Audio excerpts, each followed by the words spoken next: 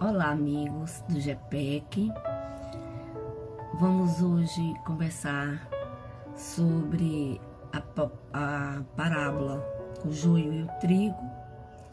Mas antes de iniciarmos as nossas reflexões, gostaríamos de convidar a todos para uma oração, uma prece, rogando ao Divino Amigo que nos abençoe, que nos envolva com muita ternura, envolva essa casa, a que nos acolhe, que nos dá sustentação, não só com a sua estrutura física, mas especialmente com a sua estrutura espiritual, com a equipe de trabalhadores maravilhosos, encarnados e desencarnados. E agradecer muito a oportunidade que nos foi dada pela casa para falarmos sobre essa parábola. Uma parábola pequena, mas de muito significado, né? Então, vamos fazer essa discussão, é claro, acompanhada pela ajuda espiritual e pela torcida de todos. Meu nome é Cecília, eu trabalho na sexta-feira no GPEC, na sexta-feira à tarde, com socorro espiritual, né? Nós trabalhamos já há alguns anos e trabalho na casa há muito tempo também. Mas então vamos ao nosso tema de hoje, a parábola do joio e do trigo. Essa parábola, ela nos remete, todas as parábolas de Jesus, fala sempre, na maioria delas, ela fala do reino de Deus. Jesus transmitia esses ensinamentos dele, respeitando as características do povo a quem ele estava se dirigindo. Então, ele usava os costumes daquela época, ele falava usando o conhecimento e a linguagem daquelas pessoas que estava escutando. O principal objetivo dele, já nos diz lá no Livro dos Espíritos, no Evangelho segundo o Espiritismo, era transmitir os ensinamentos espirituais, né, para um povo que naquela época tinha um conhecimento menos, a dificuldade de entendimento das coisas espirituais. Se hoje nós achamos difícil, imagine na época de Jesus. Então, quando ele se dirigia a pescadores, ele falava com assuntos e temas voltados da pesca, voltados das atividades de pescadores. Quando ele falava com agricultores, ele também usava ali a palavra, os costumes, os hábitos dos agricultores. Assim era com os comerciantes, não é? E que toda vez que ele falava e usava essas parábolas, ele estava querendo falar do reino de Deus. Mas usava as parábolas porque era um mecanismo, era a didática que ele utilizava para chegar aos corações daquelas pessoas, para poder atingir os objetivos que ele tinha, que ele trazia.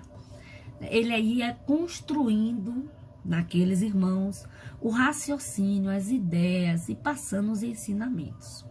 Então vamos lá à parábola. Essa parábola eu tirei do livro O Novo Testamento, de tradução de Haroldo Dutra, né? Eu coloquei pra gente, né? Outra parábola nos propôs Jesus dizendo: o reino dos céus é semelhante a um homem que semeia boa semente do seu campo. Domina, porém, os homens, veio o seu inimigo e semeou o joio no meio do trigo e partiu. Quando germinou o ramo e produziu fruto, então apareceu também o joio. Aproximando-se os servos do senhor da casa, disseram-lhe: Senhor, não semeaste boa semente nesse campo? De onde, portanto, terá vindo o joio? E ele lhes disse: um homem inimigo fez isso. Os servos lhe dizem: sendo assim, queres que, após sair, nós o recolhamos? Ele, porém, diz: não, para que, ao recolher o joio, não desenraizeis com ele o trigo. Deixai crescer ambos juntos até a ceifa. E no tempo da ceifa, direi aos ceifeiros: recolhei primeiro o joio e atai-o em molhos, para os queimar. O trigo, porém, reuni no meu celeiro. Mateus, capítulo 13, versículos de 24 a 30. E, como já falei, uma tradição de Haroldo Dutra. Então, no livro O Verbo se fez parábola, de Haroldo, ele faz esse comentário que nós havíamos dito, né? Que Jesus, toda vez que usava e conversava com essas pessoas, ele estava querendo falar do reino de Deus, né? Ele queria explicar àqueles homens, dizer sobre o processo da administração divina, como é que acontecia esse processo da administração divina em nós, nos indivíduos e no mundo, né? Como é que acontecia esse processo? Porque a gente não cresce, ninguém cresce espiritualmente, nem o mundo se desenvolve sem a ação providencial de Deus. É preciso que aconteça essa providência, né? E nessa parábola, Jesus nos fala desse reino associando as ideias da plantação da agricultura, né? Ele usa a fala dos agricultores. Então, quando Jesus nos fala para fazer essa reflexão, ele nos diz assim: como é que acontece então esse crescimento, essa plantação nesse campo, né? Então a gente vê logo de início que quando ele nos diz assim, como acontece esse processo de plantação do trigo, né? Então o trigo é plantado por Deus. Então o Senhor do campo é Ele. Ele vem, faz a plantação de quê? Do bem. Deus só semeia o trigo, o alimento espiritual, os ensinamentos benditos. Tudo que Deus faz é para o bem. Ele planta, ele semeia o bem, né? Então, em nós, é assim que acontece. Ele vem, traz o ensinamento, traz as orientações e planta o bem. E ele diz como é para ser feito. Tem lá os desenvolvimentos. A palavra de Jesus está cheia de ensinamentos de como se deve ser, como é que a gente deve se comportar. Então, o trigo é plantado primeiro. O bem está ali plantado, não é? E como é que ocorre a plantação do joio em nós, nos indivíduos? Porque aqui a gente faz uma separação. Nós vamos primeiro ver como acontece a plantação do joio no indivíduo e depois no mundo. Então, na sociedade. Então, no indivíduo é plantado trigo, é plantado bem. Nós, por quê? Porque o reino de Deus está dentro de nós. Somos nós que vamos trabalhar esse reino. Ele chama a nossa atenção, né? Então, ele planta em nós as ideias do bem, como se processa essas ideias, como a gente deve agir com as pessoas, com a sociedade, com os nossos irmãos, na família, em todas as situações nós temos essas orientações. Mas e como ocorre essa plantação desse joio? Então, lá na parábola, ele diz: dormindo, porém, os homens, vem o inimigo e lhes diz, né? Um homem fez isso, um inimigo foi quem fez isso, né? A expressão dormindo os homens é a representação de quê? É a representação da nossa vigilância, é a representação da inconsciência do espírito, é aquelas pessoas que dormem diante da vida espiritual. Elas não têm nenhum compromisso, não se preocupam, não estão assim de modo nenhum pensando na existência de Deus, nem aceitam, nem tomam conhecimento, né? O desinteresse também em relação às palavras de Jesus. Não tem interesse, não está preocupada em ler o evangelho, em ver os ensinamentos que estão ali. E aí, por conta disso tudo, existem forças que estão desconectadas dessa providência divina. Essas forças que existem em nós e nas outras pessoas começam a agir. É o elemento perturbador.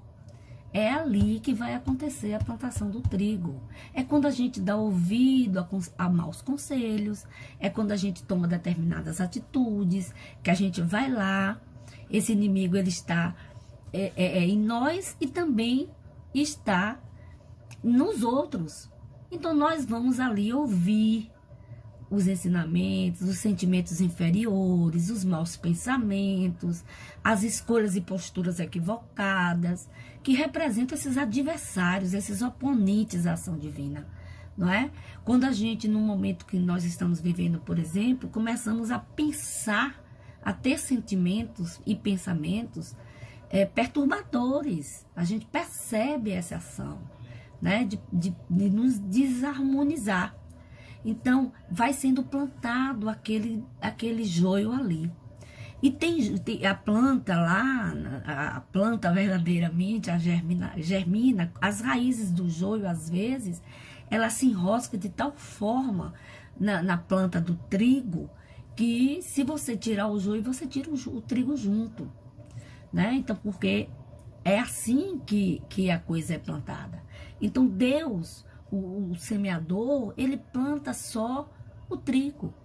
Quem planta o joio somos nós, com as nossas escolhas, com as nossas atitudes, com as nossas determinações, a forma como a gente lida com as coisas, né? Porque a gente nasceu para dar certo.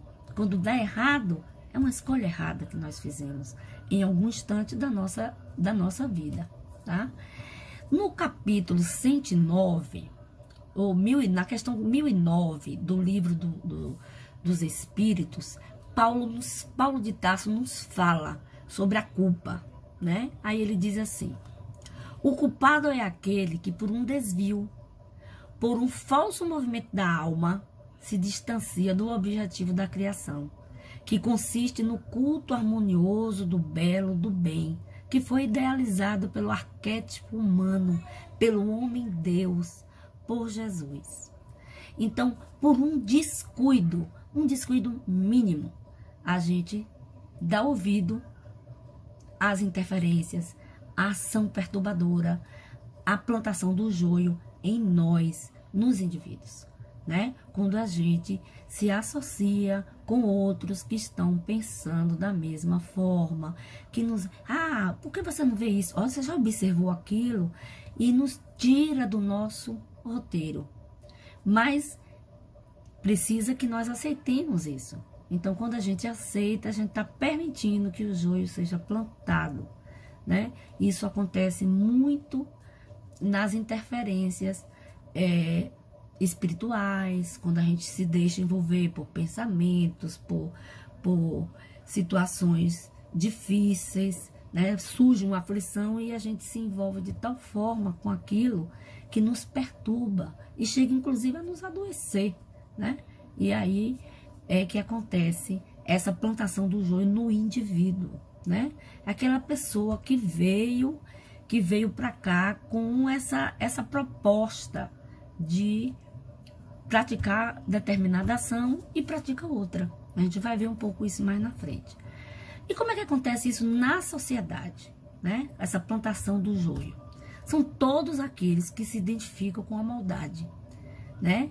Que se colocam numa posição contrária à ação regeneradora e saneadora de Deus. Então, todas aquelas pessoas que promovem sofrimentos, que promovem desarmonia, que promovem movimentos para provocar distúrbios sociais, toda essa pessoa que trabalha com a maldade está sendo a plantação do joio na sociedade. E às vezes se juntam, se organizam como sociedade, né? Então, nos dois casos, no caso individual e no caso social, temos a ação do joio. Ele acontece tanto no indivíduo como no social. E a gente não pode esquecer, Deus nos criou com a destinação de caminharmos na senda do bem, né? Ele nos criou para isso. Esse reino de Deus que existe em nós, para falar do reino de Deus, é para tirar o melhor de nós, o que nós temos de bom, o que nós podemos fazer de bom e de belo, porque foi isso que foi plantado, não é isso? Então ele criou com essa destinação, para caminharmos na senda do bem. Nos concedeu para isso o livre-arbítrio, que é um instrumento eficiente para nos ajudar a vencer os obstáculos, né? Agora, a má aplicação do livre-arbítrio, a escolha, né? ocasiona consequências imprevisíveis e às vezes funestas para o espírito, né? Quando a gente faz o uso inadequado, indevido do livre-arbítrio, usamos o livre-arbítrio para provocar sofrimentos e dores. Então, no livro O Evangelho e o Espiritismo, com Divaldo Franco e Raul Teixeira, que foi organizado por Cláudio Iris Sinotti, temos a seguinte questão. A questão o livro é esse, né? E o meu é antigo. Então tá aqui escrito assim. A questão foi: o que fazer quando percebemos que em nosso mundo íntimo o joio e o trigo se encontram cultivados? Né? Essa pergunta aqui. Aí Raul diz o seguinte: em O Livro dos Espíritos de Allan Kardec, aprendemos com Santo Agostinho a ouvir as lições do antigo sábio, que nos recomenda o autoconhecimento. Somente por esse expediente é que identificamos quanto de joio e de trigo carregamos na alma.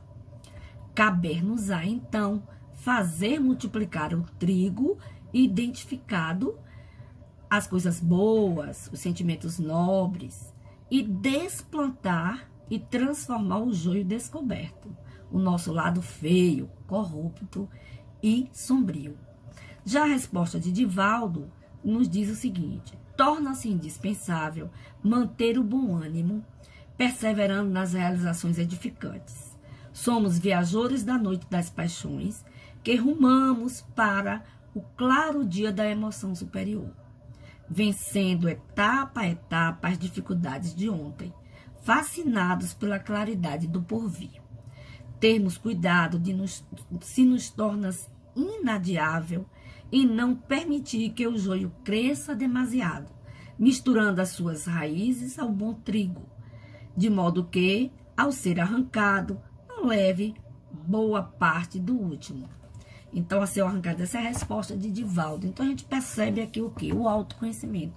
A gente trabalhar, se autoavaliar, como Santo Agostinho diz, ao final de um dia, parar e nos questionar, né? O que fizemos de bom hoje? O que fizemos de ruim? O que é que podemos modificar? Aonde nós podemos trabalhar, nos procurar pedir perdão, ou nos perdoar por algum ato equivocado, corrigir esse ato equivocado, de que forma nós podemos resolver isso, né? Todos os dias ele fazia essa avaliação e nos aconselhava, porque aí você vai ver, como disse aqui o nosso querido Raul, né? Somente usando esse expediente, né? Fazer multiplicar o trigo, identificando as coisas boas, os sentimentos nobres que a gente tem e desplantando, transformando o joio que foi descoberto em nós, o lado feio de nós, o nosso lado corrupto. A nossa função encarnada na Terra é essa, é de transformar, é de modificar, tá certo? E ali, também no livro A Evolução do Indivíduo como do Mundo, está sempre sob a observação de Deus, está lá na observação divina. Ele está observando como cada indivíduo se desenvolve e como o mundo está se desenvolvendo. Então, no capítulo 107 do livro de Emmanuel, Vinha de Luz, ele nos diz o seguinte: o campo do Cristo é região de atividade incessante e intensa. Tarefas espantosas mobilizam falanges heróicas. Contudo, apesar da dedicação e da vigilância dos trabalhadores, o joio surge ameaçando o serviço. Porque Jesus, porém, manda aplicar processos defensivos com base na iluminação e na misericórdia. O tempo é a bênção do Senhor, e a bênção do Senhor age devagarinho, e os propósitos inferiores se substanciam. Então, Jesus vive o tempo inteiro mandando recadinhos, mensagens, tentando conduzir a gente por outros caminhos, né? Acontece coisas tanto para o indivíduo quanto para a sociedade. A gente vê que nessa passagem aqui, Emmanuel nos fala do cuidado que Deus tem com a gente, com a paciência que Ele tem. Porque há muito de nós ainda insiste em continuar no erro, nós insistimos em errar. Nós insistimos em manter aquela coisa equivocada dos nossos dias.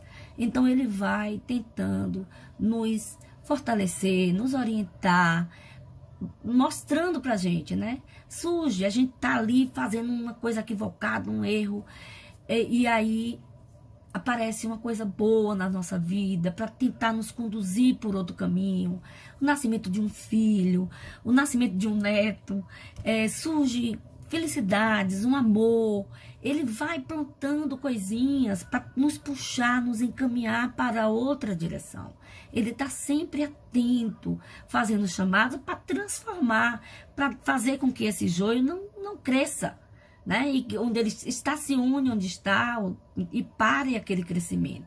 E ele faz isso tanto no indivíduo, né? Nesses pequenos chamamentos, como para a sociedade, quando aparece algumas dificuldades, como terremotos, ondas, tempestades, às vezes como está acontecendo agora, só que essa agora tem um outro propósito, mas, quer dizer, não deixa de ser um propósito dessa natureza, para que a gente perceba em que condições está o trigo plantado em nós e na sociedade.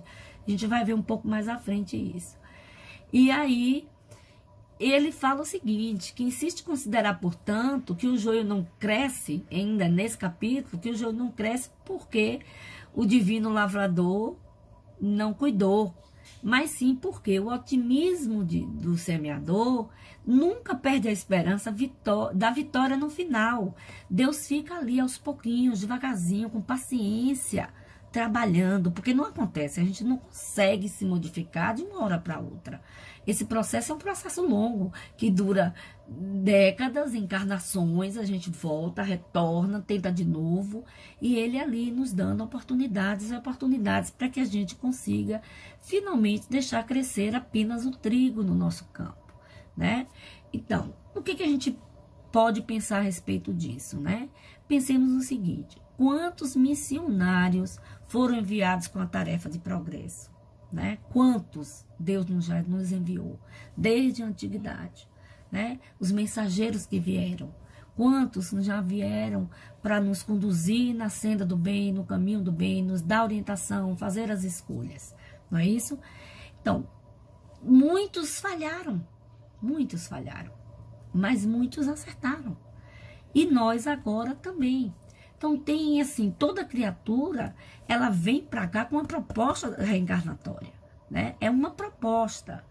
Não fazemos o que poderíamos fazer, né? A gente não extrai o potencial, a gente não tira aquilo, o que a gente tem de melhor, tá certo?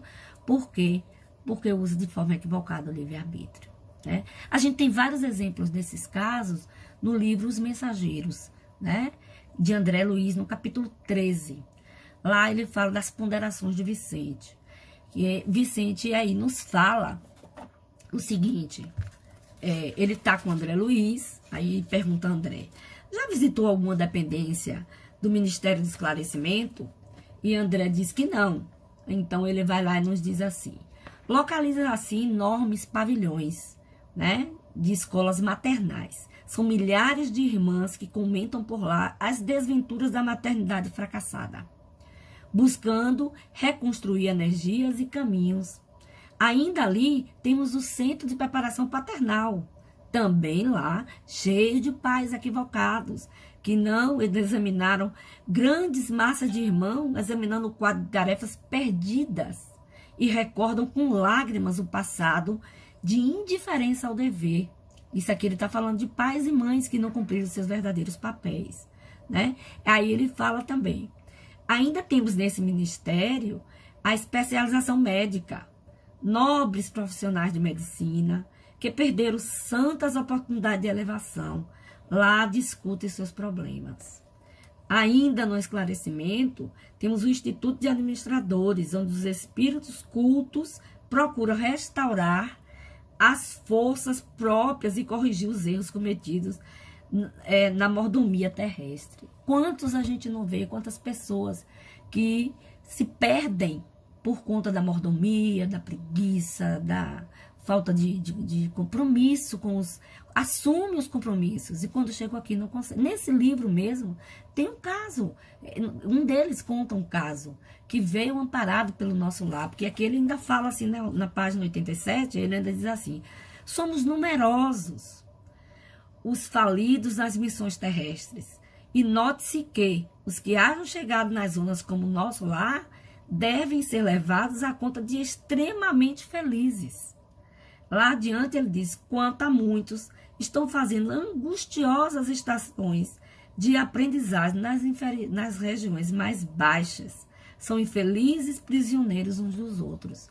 E aí conta o caso desse irmão que veio diretamente do nosso lar com uma missão, né? Ele tinha uma missão a cumprir aqui. Ele não ia casar, ele ia seguir determinados procedimentos, e ele chegou aqui, ele desistiu de tudo, né? E seguiu o caminho que ele achava que tinha que seguir, certo? Então é nesse momento que a gente percebe a ação do joio. Então, lendo, se alguém tiver interesse de ler os Mensageiros, vai ver nesse capítulo 13 vários outros casos de irmãos que vieram com a sua proposta reencarnatória para cumprir determinadas missões e não conseguiram. Às vezes eu digo assim a mim mesma, porque a gente sabe quando a gente se autoavalia, a gente sabe, será que a nossa proposta foi cumprida como está sendo cumprida como deveria ser? Será que a gente não podia ter começado antes? E aí eu venho me questionando até recentemente. Eu estava me questionando um pouco sobre isso, que essa pandemia está fazendo isso com a gente, né? Fazendo a gente repensar, avaliar determinadas atitudes, ver se não poderia ter começado um pouco antes. Mas hoje, depois de assistir uma live com o Peixinho, ele falando da questão de a arte de envelhecer evoluindo, me animei mais um pouco, né? Quem não assistiu, assista, porque está bem interessante. Mas voltando para a nossa proposta aqui, né? Quando Jesus diz assim, que os servidores perguntam a ele se queria que arrancasse o joio, e ele diz não, para que não recolha o joio junto com o trigo, que não saiam os dois juntos, que deixe, que quando os dois crescerem, ele vai ser separado, né? Agora, por que isso? Porque o bem e o mal, eles são difíceis de ser distinguidos no início, né? É muito difícil identificar o bem do mal em sua origem, né? Só no resultado, quando começa a ver a consequência das palavras, dos gestos, das ações, né? É que será possível ver aquilo que beneficia apenas a você, apenas a criatura, que isso é identificado como mal, que é egoísmo, ou que beneficia a todos, que é o bem comum. E no caso do joio e do trigo, eles são muito parecidos. Eles crescem bem parecidos. E só vai se descobrir quando dá o fruto. Quando se percebe que um é diferente do outro, é quando você vê o resultado. Bem assim são as nossas ações. A gente individualmente falando, né? A gente às vezes não. A gente tem certeza que não está fazendo nada de errado, que está fazendo tudo certo, não é? Mas a gente só vai saber que de fato errou quando a gente colhe os frutos daquela nossa atividade. Quando a gente colhe o resultado, quando a gente vê o resultado daquilo, é que a gente percebe como a gente se equivocou, com as escolhas, com a forma como a gente agiu, com as palavras que a gente disse. Às vezes a gente fala uma coisa com uma intenção, a pessoa entende de outra forma e a gente acaba magoando aquela outra pessoa, né? Então, assim, é muito difícil a gente identificar o bem do mal, né? As coisas que nos chegam são muito misturadas, né? O certo e o errado podem parecer muito próximos. Então é preciso aguardar o momento certo para poder separar o que é certo do que é errado, para poder escolher o que é conveniente, o que não é conveniente. Então o reino de Deus é semelhante a essa espera. É a espera de você parar, refletir, para fazer a escolha certa, para não se equivocar, né? E depois sofrer com os resultados, né? Haroldo Dutra, comentando sobre essa parábola, ele nos diz o seguinte: no caso dos homens, né, é quando chega o momento da morte. que é criador, que ela é niveladora. Ela é niveladora e ela é averiguadora, né? Ela pede conta dos nossos atos, de como a gente se conduziu na vida. Como foi que a gente trabalhou aquilo tudo. Então, quando é que a gente vai ser visto, né? O resultado disso tudo, lá no final, certo? E para a humanidade é quando acontecem os grandes ciclos de transformação coletiva, como estamos passando agora. Né? É uma ceifa coletiva que a gente está vivenciando nesse momento, onde os valores da humanidade estão sendo analisados e avaliados, segundo os seus efeitos e resultados. Então, para a sociedade, né, vai se ver tudo isso em todos os campos, no campo social, no campo político, no campo econômico, né? As práticas que deram resultados para o mal, né, que representa o joio, serão juntadas e atadas para serem queimadas. São as atitudes equivocadas, as práticas danosas de indivíduos e de nações. Né? Então, é nesse momento que a gente vai repensar, né, determinadas atitudes, determinadas posturas, determinadas escolhas, como a gente se conduz, como a gente pensa, como a gente fala com o outro. E no caso do campo da sociedade, a gente está vendo agora, a gente está vendo uma grande união do planeta inteiro, as pessoas se unindo, solidariedade, tentando uns ajudar aos outros, de uma forma maravilhosa. A gente tem visto atitudes equivocadas? Temos, no mundo inteiro. Mas também temos visto outras atitudes. Né? A gente está vendo agora que os países, em vez de estar agindo um contra o outro para ver quem é mais poderoso, quem é mais isso, quem é mais aquilo, eles estão passando informações de um para outro, de como se cuidar, de como entendeu? Se fecham para se proteger, mas ao mesmo tempo enviam mensagens e ensinamentos e orientações para que todo mundo se proteja também. A união agora na questão da vacina. Então, são atitudes que vai nos ajudar a modificar, né? É como está sendo dito, é um avanço que está ocorrendo, né? A gente tem que observar, por exemplo, agora nós estamos conversando através da internet, um avanço grandioso, a fala de grupos sendo escutado por muitos outros, né? Onde a gente pode assistir palestras de pessoas que estão lá do outro lado do mundo, ou daqui, que a gente não tinha acesso, porque não podia ir por alguma questão, e agora a gente está assistindo, né? Está vendo agora o GPEC, esse movimento lindo que está sendo feito aí pelo grupo, pela nossa irmã Iramar, postando mensagens de cada um de nós, postando palestras. A gente tem essas oportunidades, é o chamamento de Deus, é Deus chamando a gente para o seu reino, né? Convidando, são convites, são alertas para os indivíduos, não é? A sociedade, né, está sendo chamada também, né? Despertar esse reino de Deus que tem dentro de cada indivíduo e nós juntos trabalhando pelo social, observando realmente as práticas políticas, econômicas, sociais, tudo que está sendo falado. A gente está vendo movimentos internacionais, coisa de racial e tantos outros problemas que estão sendo discutidos. Então, Deus está ali nos convocando para que a gente perceba, desperte o reino de Deus, não é? Então, nós temos essa oportunidade, temos esses convites, esses alertas, esses chamamentos, e nós temos que aproveitar essa oportunidade agora, né, da nossa reflexão, introspecção, mas lembrar sempre que o comandante desta nau é o nosso amado Jesus. E ele não está aqui para nos castigar nem nos punir.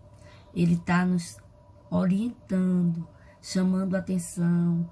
Olha as suas escolhas. Então, nós ainda estamos caminhando, né? Vamos passar por tudo isso. E ao surgir uma nova era, que nem diz Divaldo, um novo mundo, um mundo maravilhoso. Não é do dia para a noite, não, gente. Né? Mas esse mundo pode ser nosso. interno, interior. A gente pode fazer um novo mundo em nós, com os nossos pensamentos, com as nossas atitudes, com as nossas atividades. Né? Somos nós que podemos fazer essas mudanças. Se cada um de nós fizermos uma mudança em nós mesmos, corrigindo e nos avaliando, vamos mudar o ambiente doméstico, que vai mudar o ambiente do trabalho e vai mudando, e a sociedade vai mudando também aos pouquinhos. Porque, como ele disse, Deus é paciente, não vai fazer a transformação toda de uma vez. Vamos confiar no nosso grande navegador e tudo vai dar certo. Muito obrigada a oportunidade que foi dada para a gente estudar esse tema e que Deus nos abençoe a superarmos todas essas dificuldades com muita confiança e muito amor. Obrigada a todos e até o nosso encontro físico, que será breve, com fé em Deus. Deus nos abençoe sempre.